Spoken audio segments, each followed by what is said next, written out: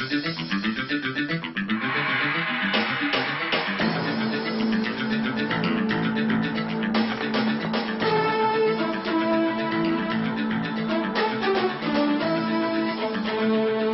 incomplète du travail pour les journalistes de FR3. Par ailleurs, la Caisse des dépôts dément sa participation dans le capital des chaînes publiques.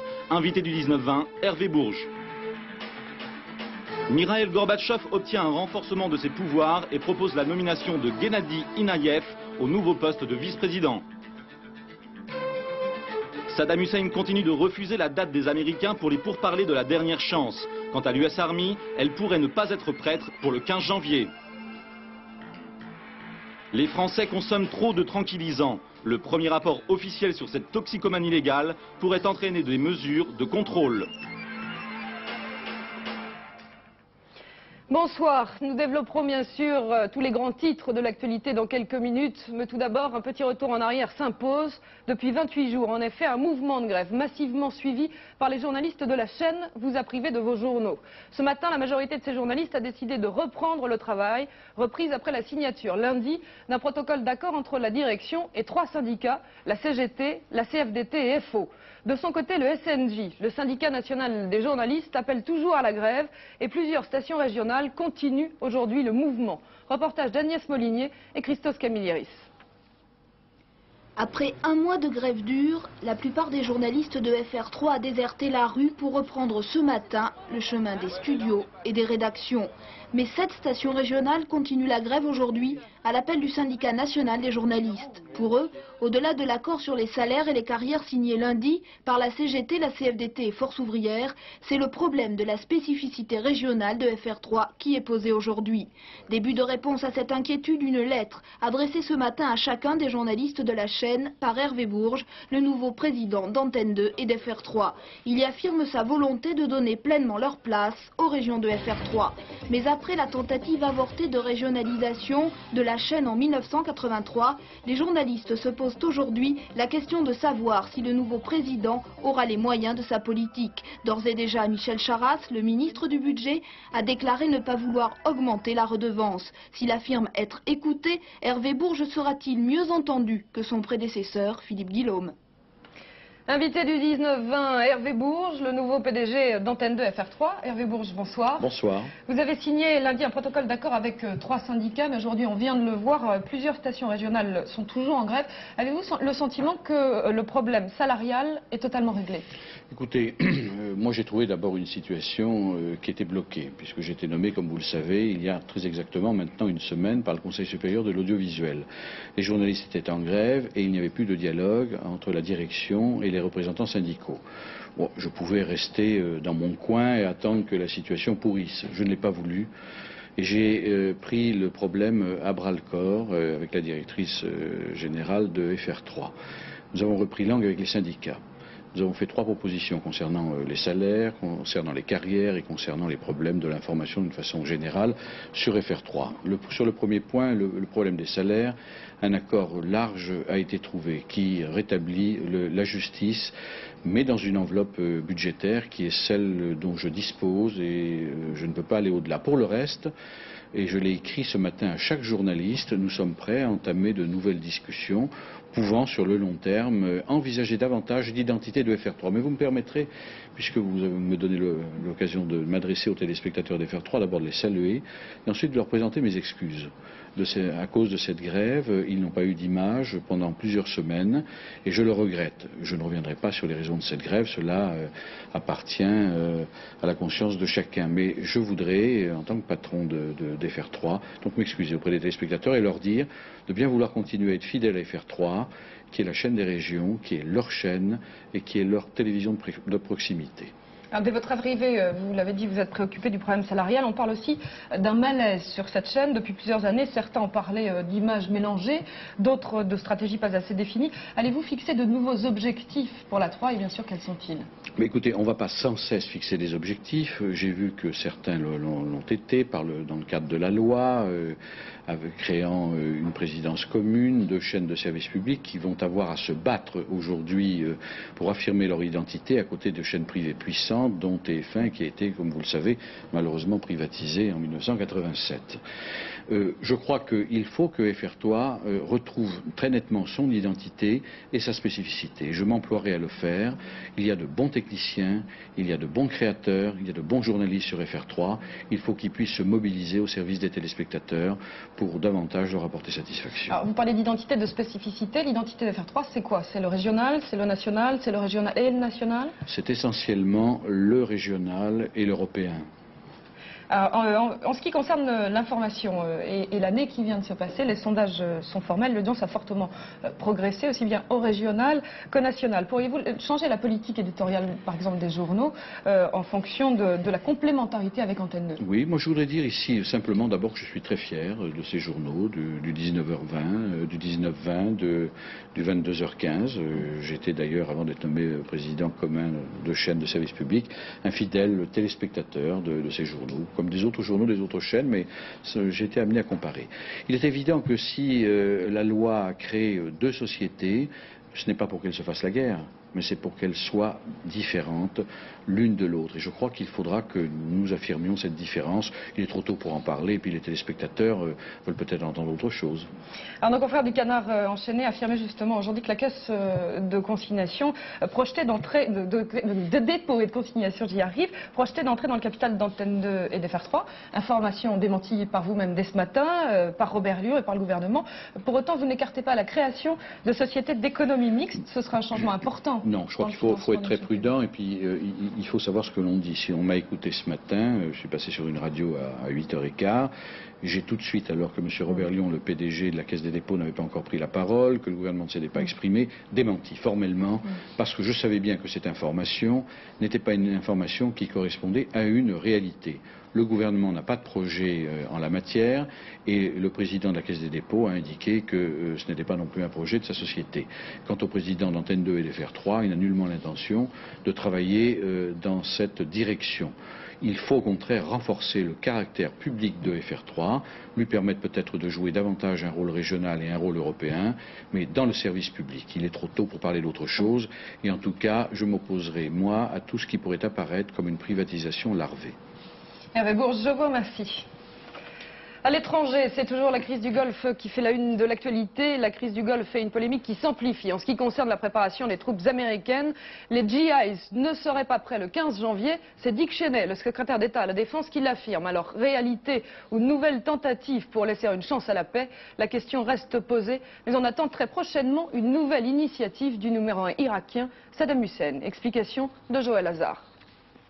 Répit d'un mois pour les Boys en Arabie Saoudite. Si l'on en croit les dernières estimations de la défense américaine, les troupes ne seraient pas aguerries avant mi-février.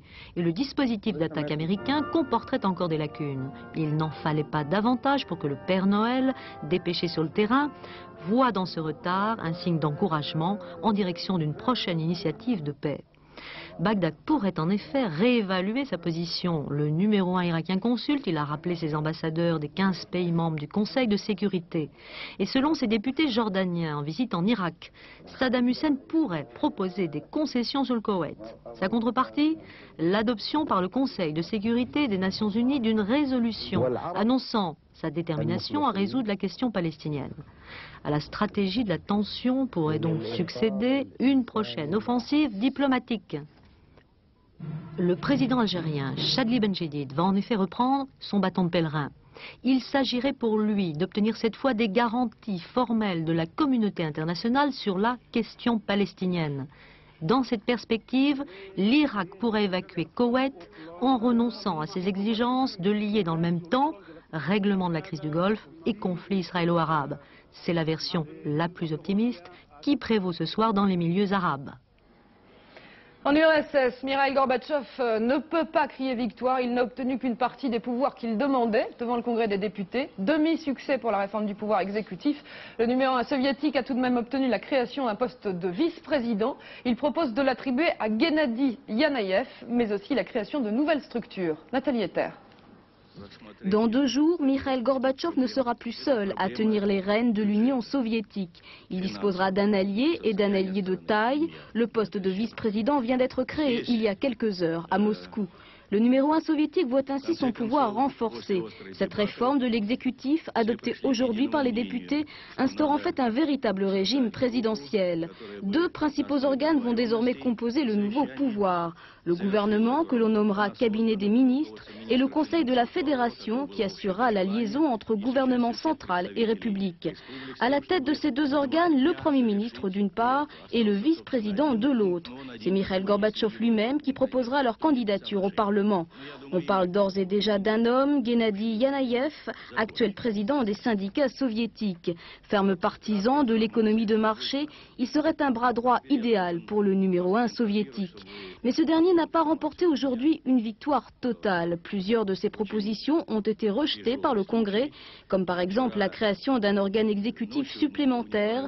Les députés ont jugé cette initiative vague et superflue.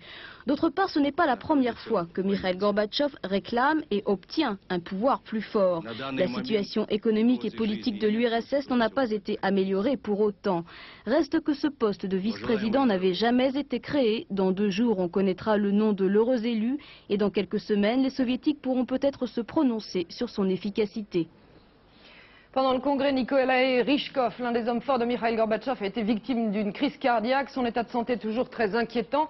Un problème qui intervient au moment même où sa démission était fortement réclamée. Portrait d'un Premier ministre très controversé, signé Jean-Paul Gerroir. Perestroïka, oui. Économie de marché débridée, non. Ainsi pourrait être résumé le credo économique de Nikolai Ryzhkov, victime d'une crise cardiaque au moment précis où le Congrès scellait sa disgrâce politique. Sa démission était attendue. La création d'un poste de vice-président a constitué une sorte de coup de grâce pour l'actuel Premier ministre.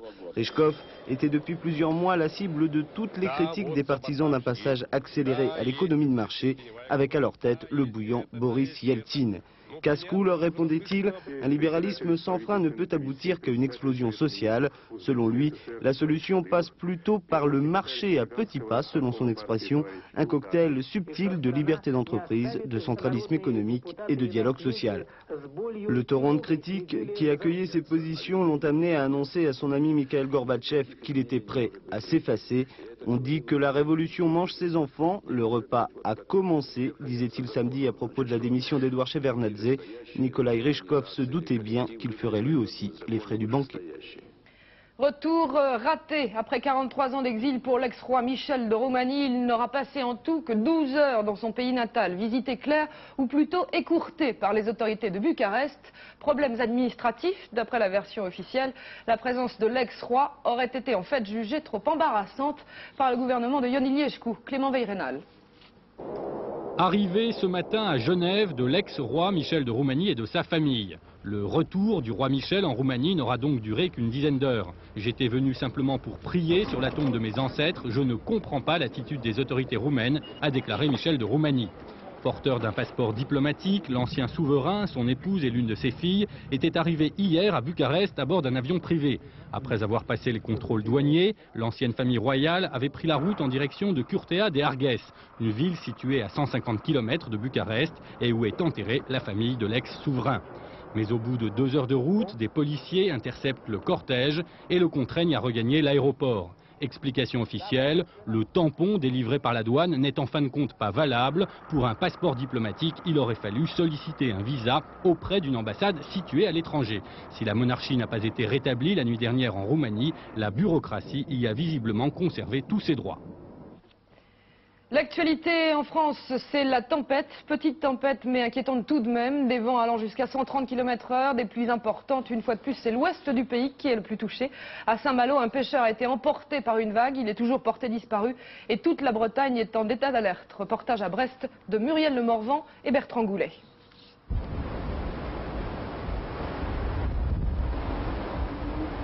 Ce n'est pas une tempête. Les spécialistes météo sont formels. Il s'agit simplement, au sens strict du terme, d'un fort coup de vent. Mais si les rafales n'ont pas dépassé les 100 km/h à la pointe de Bretagne, les creux en mer atteignent 7 à 9 mètres.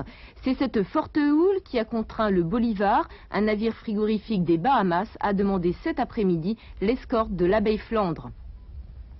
Ce navire qui venait à Brest avide pour y subir des réparations est victime d'une avarie de gouvernail. Hier, c'est un cargo irlandais, l'Inish Free, que le remorqueur des abeilles a remorqué jusqu'à Brest. Il était, lui, en avarie de machine, à mi-distance entre Saints et Ouessant. Le temps ne devrait pas se calmer avant demain après-midi et la prudence est recommandée aux marins pour les heures à venir. Mais pas de panique, les Bretons ont vu bien pire. En politique, Georges Marchais a été victime d'un malaise cardiaque ce matin. Le secrétaire général du Parti communiste a dû être hospitalisé, mais son état de santé n'est pas inquiétant. Il devrait rentrer chez lui demain, après quelques heures de surveillance à l'hôpital d'Avignon. Un accident cardiaque qui intervient quelques jours après le congrès du PC. Économie, l'horizon est plutôt sombre d'après les statistiques de l'INSEE, plus 0,5% pour le chômage en novembre. Les entreprises commencent à avoir des difficultés et même les grands groupes sont touchés. Explication de Martine Thiebaud. Renault, Bull, Philips, Thomson ou encore Majorette, autant de grands groupes industriels qui viennent d'annoncer des vagues de licenciements. La remontée du chômage en novembre n'est donc pas une surprise, plus 1,5% et sur l'année, le chômage repasse la barre des 9%. Le secteur le plus touché, le secteur industriel. Depuis 2 ans, il recrée des emplois, mais depuis ce trimestre, la tendance est inversée. La raison, un refroidissement de la croissance, alors que parallèlement et grâce à leurs investissements, les entreprises produisent mieux avec moins d'hommes et surtout demandent des qualifications plus élevées. Il y a encore des quantités d'offres d'emploi qui sont présentées. Et on ne trouve pas les gens ayant les qualifications voulues. Donc le chômage a continué à monter, même dans la période où il diminuait, parce que les personnes plus âgées n'ont évidemment pas les mêmes facultés d'adaptation. Le grand problème, c'est de s'adapter à un monde en mouvement qui change. Et avec une adaptation qui est plus facile dans les villes et dans les grands centres, on trouve davantage d'occasions, mais dans la province française, il y a des zones où il est difficile de se reconvertir. D'un côté, plus de chômeurs, de l'autre, des entreprises qui cherchent un personnel de plus en plus spécialisé et ne le trouvent pas. 2 mondes qui s'éloignent l'un de l'autre. À l'évidence, le problème du chômage réside plus dans l'insuffisance de formation et de mobilité que dans une économie qui reste saine, car 3% de croissance en 90 et 2% prévus en 91, c'est toujours de la croissance. Et justement, l'une des entreprises touchées ces dernières années, c'est Salomon. Plus que la gestion de l'entreprise, c'est le manque de neige qui l'a contraint à licencier une partie de son personnel. Avec cet hiver, c'est l'année de la dernière chance qui commence. Mais Salomon a tout fait pour s'adapter à un marché en crise. Reportage de Caroline Sins et Yvan Delot. Des fixations renommées qui équipent un skieur français célèbre. Franck Picard, médaille d'or en supergéant aux Jeux Olympiques de Calgary. Salomon est numéro 1 mondial de la fixation de ski et fait partie du cercle restreint des grands exportateurs français. Elle réalise 94% de son chiffre d'affaires à l'exportation. Cette entreprise familiale, créée en 1947, emploie plus de 2000 personnes. Bref, une industrie en or jusqu'à l'hiver dernier. S'il ne neige pas, ce n'est pas de notre faute. Et donc, nous avons pris la décision de nous adapter aux conditions climatiques et aux conditions du marché du sport d'hiver. C'est bien sûr un acte important dans la vie de l'entreprise, c'est un acte grave de management, mais ça ne peut pas être considéré comme un échec. 460 cadres sont en effet licenciés en juillet dernier. Pour la première fois dans son histoire, Salomon enregistre une chute de 8% de son chiffre d'affaires. Un plan de redressement obligatoire, car fin juin, les commerçants de sport d'hiver, eux aussi en crise, réduisent leurs commandes de moitié. Il faudra attendre 1 an pour redresser la barre si la neige tombe. Salomon a déjà chiffré ses pertes pour l'hiver actuel à moins 14%.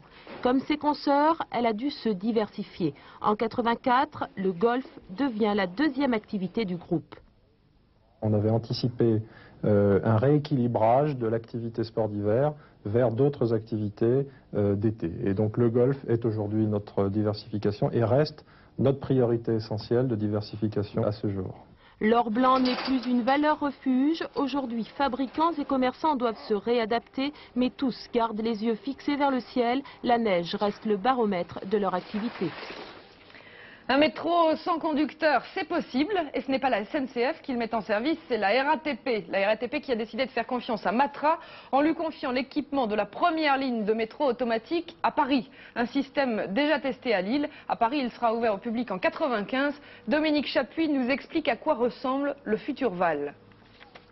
L'appelle VAL, véhicule automatique léger. Depuis 7 ans, ce métro, qui a la particularité de ne pas avoir de conducteur, est en service à Lille. C'est ce système, mis au point par Matra, que la RATP a choisi pour la future ligne Météor, une ligne qui reliera dans 5 ans Maison Blanche à la gare Saint-Lazare et permettra de désengorger le RER. Sa capacité sera le double de celle du métro actuel. Aux heures de pointe, il pourra accueillir 40 000 personnes au lieu de 20 000 aujourd'hui.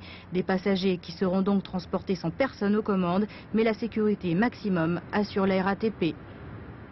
Métro automatique sans conducteur ne veut pas dire métro sans personne. Il va y avoir un poste de commande centralisé où il y aura du personnel pour surveiller l'ensemble de la circulation des trains et les voyageurs à la fois sur les quais des stations et à la fois à l'intérieur de chaque voiture pourront avec des bornes appeler ce centre, dialoguer, interroger, demander, poser une question et ce centre leur répondra. 2 caméras de surveillance par voiture permettront également aux contrôleurs de veiller à la sécurité. Et puis autre nouveauté, chaque quai sera protégé par une baie vitrée comme ici à Lille. Les passagers devront donc attendre l'ouverture des portes coulissantes pour monter dans les voitures.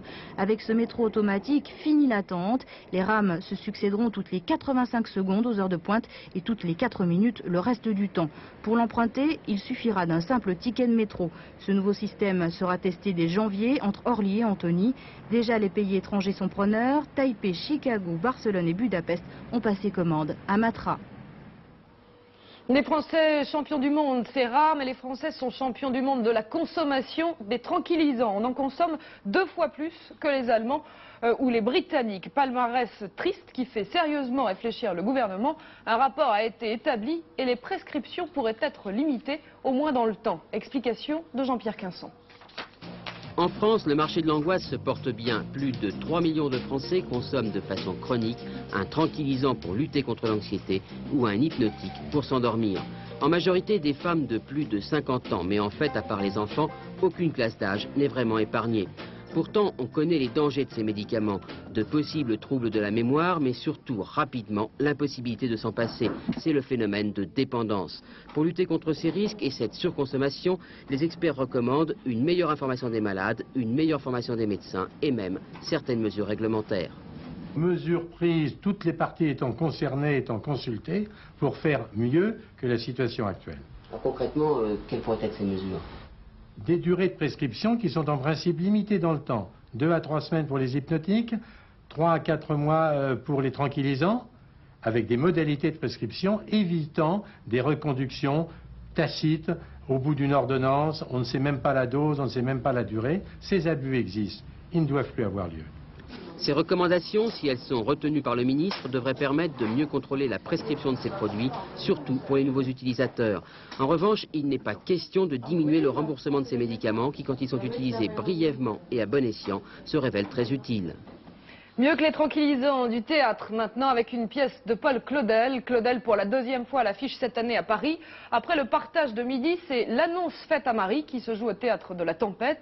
Une pièce que l'auteur considérait comme l'œuvre capitale de sa vie. Et pour la première fois, c'est Renée Claudel, l'une des filles de Paul Claudel, qui apporte son regard sur cette œuvre. Reportage de Dominique Poncet et Georges Minangua. Prenez place tous. Une dernière fois, je vous partagerai le pain. Montée magnifiquement par Philippe Adrien au théâtre de la Tempête, l'annonce faite à Marie. Peut-être la pièce la plus religieuse et en même temps la plus terrienne de Paul Claudel. Celle en tout cas sur laquelle le poète, converti au catholicisme une nuit de Noël, avait travaillé avec le plus d'acharnement. De cette œuvre réécrite 4 fois en 56 ans, Claudel avait dit « c'est un véritable opéra de parole ». Cette pièce l'a suivi tout le long de sa vie. Parce que ça touche à sa jeunesse, ça touche à un monde où il a été très malheureux, une époque de sa jeunesse très difficile pour lui, et il a traduit dans ce drame de Violaine un petit peu de ce qui se passait en lui. Donnez-moi le couteau.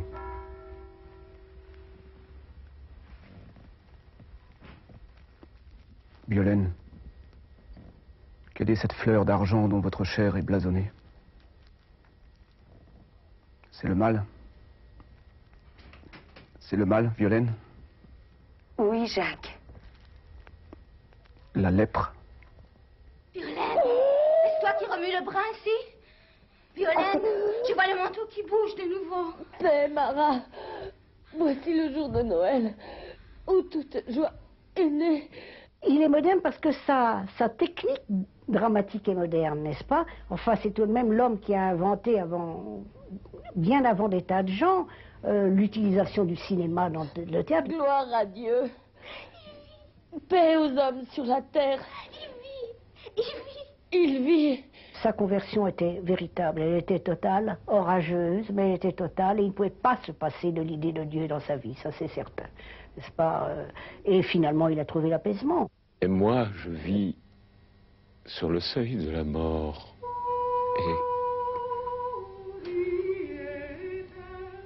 et une joie inexplicable est en moi.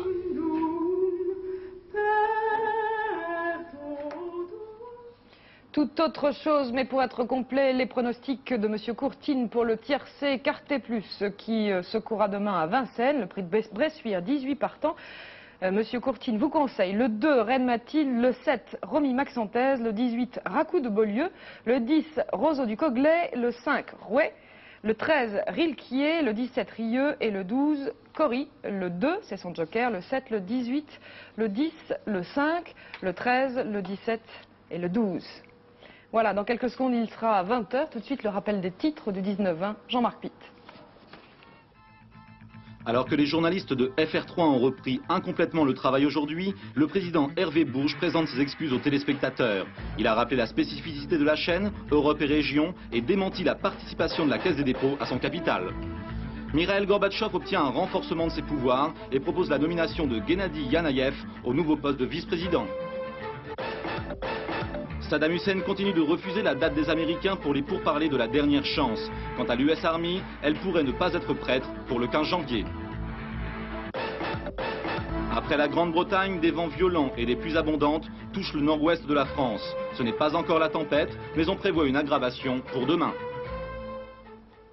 Voilà, fin de cette édition. Dans quelques minutes, la classe de Fabrice.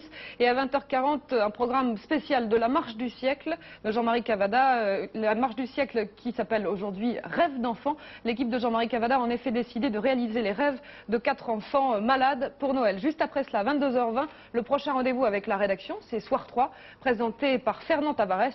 Et ensuite, à 22h45, Faut pas rêver, présenté par Sylvain Augier. Tout de suite, la météo complète de Florence Klein. À demain 19h. Bonsoir.